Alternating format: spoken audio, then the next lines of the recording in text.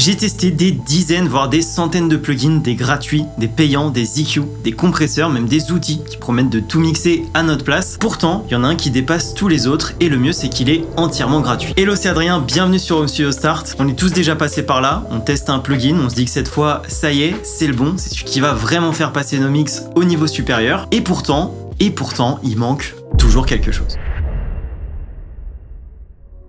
On nous vend souvent les plugins comme des solutions magiques, des outils qui vont tout mixer tout seuls, qui vont corriger nos erreurs, qui nous promettent aussi de rendre notre son plus pro en seulement quelques clics, et c'est vrai que c'est tentant. Sur le papier, c'est vrai qu'avec l'intelligence artificielle, ça a l'air hyper pratique d'avoir un petit assistant de mixage qui va équilibrer le mix parfaitement en quelques secondes, alors que ça fait des heures, voire des jours qu'on reste bloqué sur le même projet. Et on pourrait aussi parler des autres plugins, les Pro Q3, Pro Q4, LA2A, les Valhalla, les Soundtoys, les plugins classiques en fait que les pros utilisent tous les jours, qu'on voit dans les tutos YouTube et qui sont devenus des standards dans le mixage, mais là aussi, ça relève le même souci. C'est qu'on pense souvent que c'est grâce à ces plugins qu'on aura un bon son. Qu'un mix pro, c'est avant tout une question de plugin. Que si j'ai pas le dernier compresseur à la mode, dont tout le monde parle, bah mon morceau, il sonnera jamais aussi bien que les autres. Et c'est là où je veux en venir. Si un plugin pouvait vraiment rendre un mix parfait, alors pourquoi deux producteurs, avec exactement les mêmes outils, n'obtiendront jamais le même résultat ? Pourquoi certains vont mixer avec des plugins de base inclus dans le logiciel et vont arriver à des résultats incroyables, alors que d'autres vont se construire une bibliothèque de plugins à plus de 10 000 € et vont toujours avoir autant de mal à faire sonner leur mixage. C'est là qu'on voit qu'un plugin, c'est juste, entre guillemets, un outil. Il ne réfléchit pas, il prend pas de décision. En fait, il applique juste ce qu'on lui demande de faire. Et si on sait pas ce qu'on veut, si on sait pas où on va, peu importe de quel plugin il s'agit, ça va être difficile d'en tirer quelque chose. Par exemple, un bon photographe ne va pas prendre de meilleures photos parce qu'il a un appareil à 10 000 €. Il sait déjà comment capter la lumière, il sait déjà comment cadrer, comment raconter une histoire à travers sa façon de faire. On peut aussi imaginer pourquoi pas un match de tennis. D'un côté, le numéro 1 mondial qui joue avec une raquette basique à 10 €. De l'autre, un joueur débutant à qui on donne la meilleure raquette du monde à plus de 10 000 €. Et qui va gagner? C'est le numéro 1 mondial. On est d'accord. En musique, en mixage, en composition, en MAO, je pense que c'est pareil. On peut avoir les meilleurs plugins du monde, si on sait pas comment les utiliser, ni pourquoi les utiliser, ça sert pas à grand chose.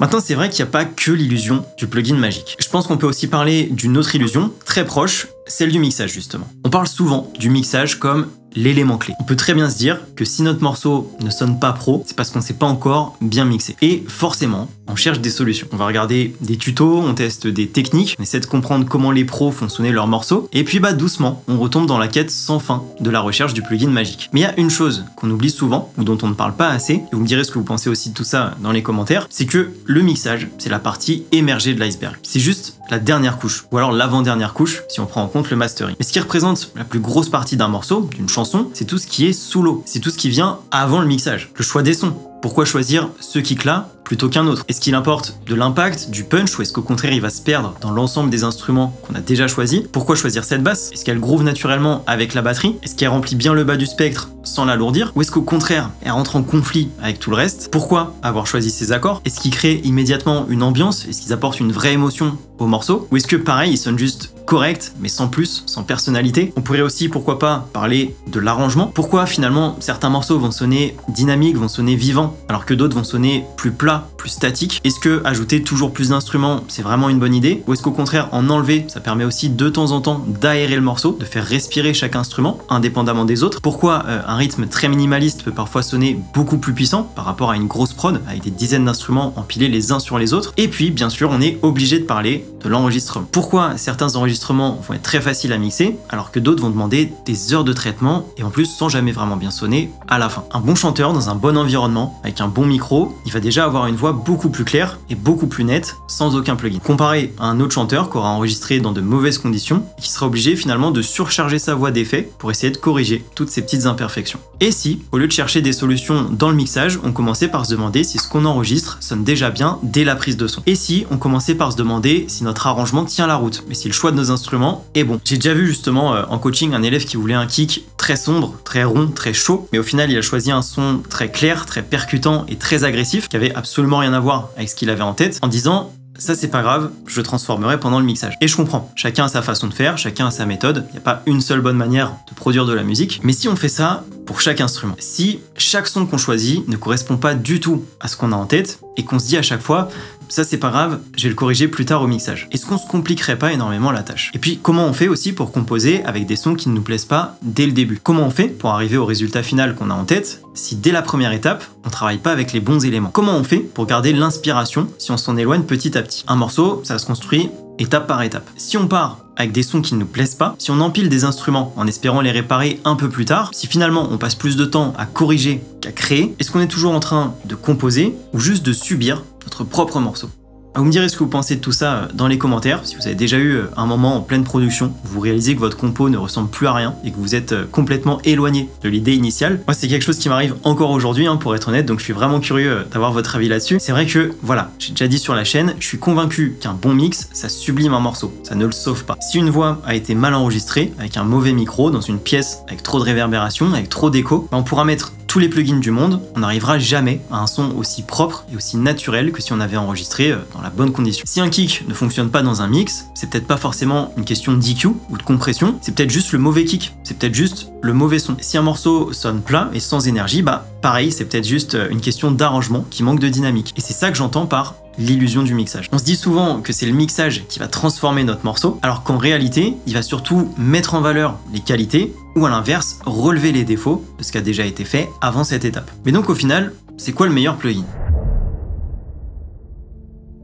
Depuis le début de la vidéo, on parle des plugins, on parle du mixage, on cherche ce qui pourrait vraiment faire passer un son au niveau supérieur, mais est-ce que ça existe vraiment, un outil capable de tout changer à lui tout seul? Est-ce qu'il y a vraiment un plugin qui peut rendre un mix parfait, qui peut sublimer une chanson, qui peut vraiment faire toute la différence? Et plus on y réfléchit, et plus on se rend compte d'un truc.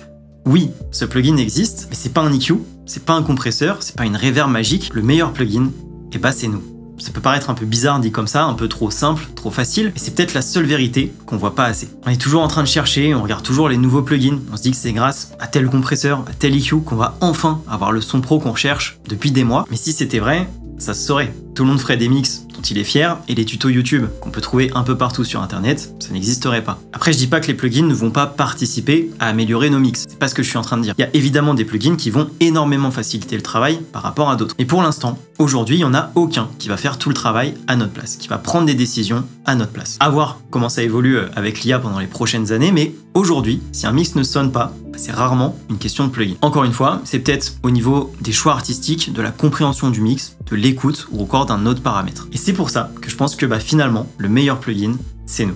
On pourrait donner les mêmes outils à 10 producteurs différents, et on aurait 10 résultats différents. À mon sens, c'est surtout notre oreille, nos décisions, notre manière d'écouter qui sont beaucoup plus importantes par rapport au reste. Et bizarrement, plus j'avance et plus je me rends compte d'un truc, c'est pas forcément en ajoutant toujours plus de plugins qu'on devient meilleur, mais plutôt en comprenant mieux ce qu'on fait avec ce qu'on a. Et ça change tout. J'ai l'impression depuis quelques mois que ma façon de mixer a évolué. J'ai l'impression qu'aujourd'hui, moins j'en fais et mieux ça sonne. Et ça, c'est quelque chose que j'avais pas trop vu venir. Avant, je passais mon temps à ajouter toujours plus de plugins, à appliquer toujours plus de traitements, en pensant que c'était ça qui allait me donner un son plus pro, en tout cas plus travaillé. Mais aujourd'hui, je fais l'inverse, j'en fais moins et ça sonne mieux. Alors pourquoi?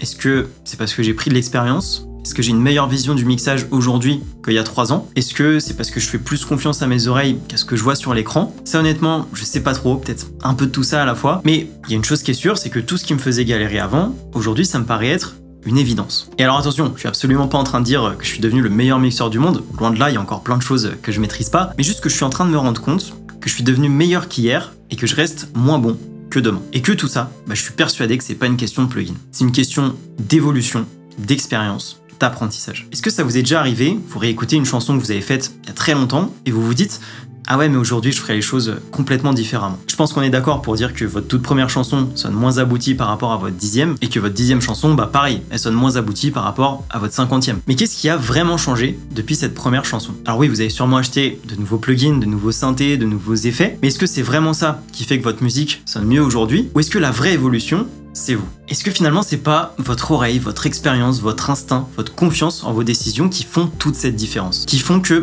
au-delà du matériel, vous composez différemment, vous mixez différemment. On passe tellement de temps à chercher le bon plugin, le bon preset, le bon outil, alors qu'en réalité, le seul truc qui fait vraiment la différence, c'est nous.